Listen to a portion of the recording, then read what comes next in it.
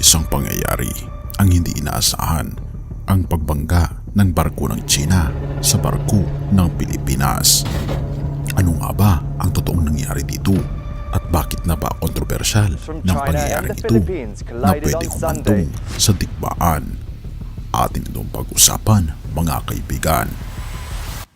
Binabanggit ng mga Pilipino na ang mga bangka raw ng China ang bumangga sa mga sasakyan ng Pilipinas dahil sa pinagtatalunan na teritoryo sa karagatan.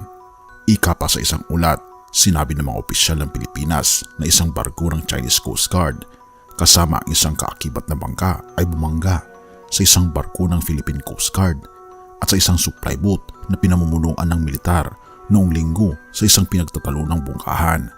Ang pangyayaring ito ay nagpalala sa pangamba ng isang armed conflict sa pinagtatalunang South China Sea.